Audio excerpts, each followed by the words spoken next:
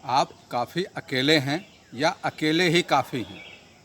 Hello friends, मैं अशोक तिवारी। दोस्तों, आज का टॉपिक है वॉक एलोन। अकेले चलो, अपने आप पे विश्वास रखो। अकेले चलने से किसी ने कहा है, it's better to walk alone, it's better to walk alone than with crowd going in wrong direction.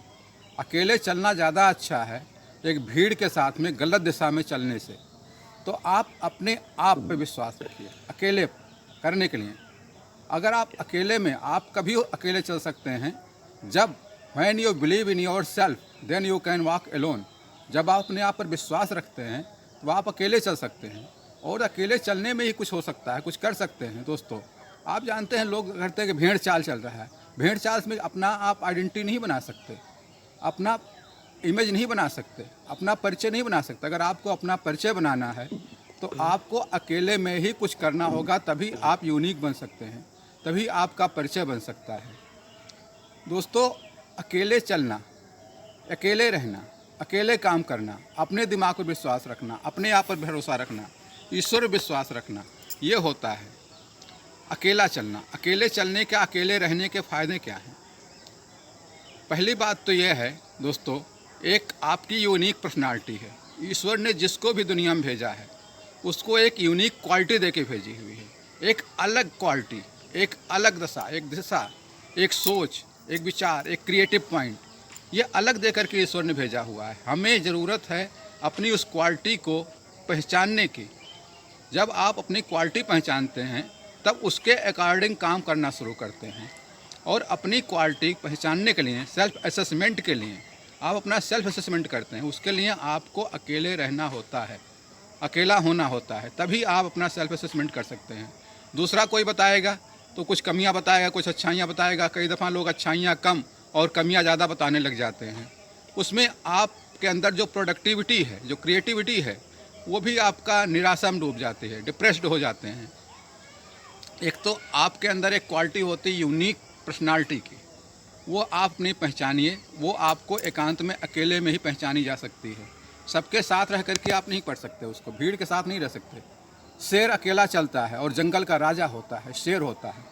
और कुत्ते बिल्ली दूसरे जानवर झुंड में चलते हैं, झुंड में चलते हैं तो कोई नहीं जानता उनको क्या है कौन है, लेकिन शेर की दहाड़ सुनते सब हिल जाते हैं। तो किस लिए? अकेला होता है। और दूसरी क्वालिटी है दोस्तों, एक पहले हो गई यूनिक पर्सनालिटी। दूसरी क्वालिटी अकेले रहने वालों की होती है पॉजिटिव एटीट्यूड। वो अकेले होते हैं, किसी के साथ नहीं होते, 2 4 10 20 लोगों के साथ नहीं होते कि कोई कमियां देख रहा है, कोई अच्छाइयां देख रहा है, या वो किसी की कमियां देख रहे हैं, किसी की अच्छाइयां देख रहे हैं, या किसी के साथ अपने कंपेयर कर रहे हैं। कंपेयर करेंगे तो हो सकता है उससे बेटर हो सकता है उससे थोड़ा डाउन हो, तो निराश हो जाएंगे, डाउन हो जाएंगे। तो ये चीज़ नहीं हो पाती। अकेले आप रहते हो तो अपना आकलन करोगे और अपने अंदर अच्छाइयाँ नज़र आएंगी, आपको अपनी क्वालिटी पहचान में आएगी, आप आगे बढ़ने की कोशिश करेंगे। दूसरी क्वालिटी हो गई आपकी पॉजिटिव एटीट्यूड।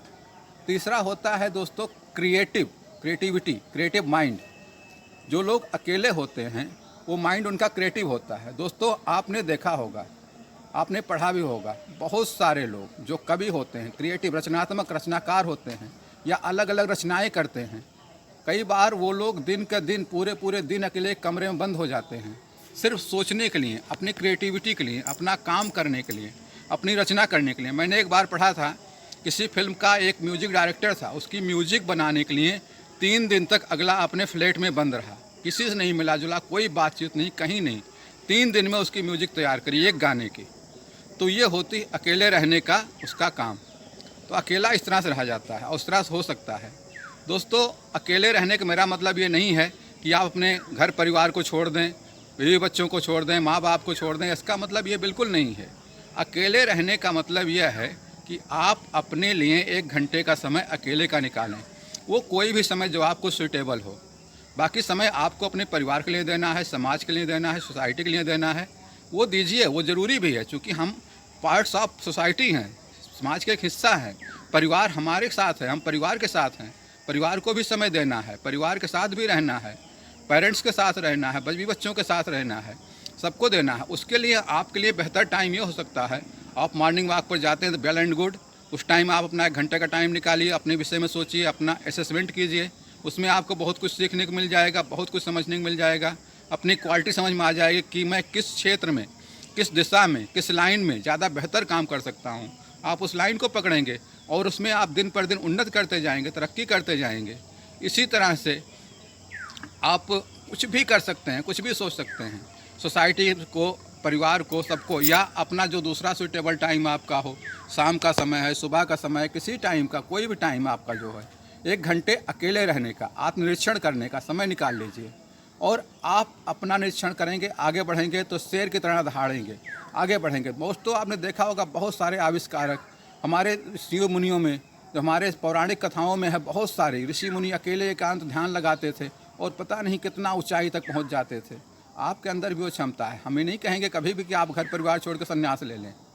आपको अपने परिवार के टाइम में से 1 घंटे का टाइम अपने लिए एकांत में रहने के लिए निकालना है, और वो अपने क्रिएटिविटी के लिए, प्रोडक्टिविटी के लिए, आत्मनिरीक्षण के लिए, आत्मोत्थान के लिए निकालना है, करना है।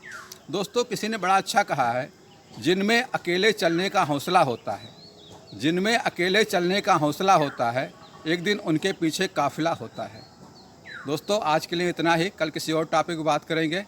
वीडियो आपको पसंद आया है तो लाइक करें, शेयर करें, सब्सक्राइब करें। Thank you friends. जय हिंद।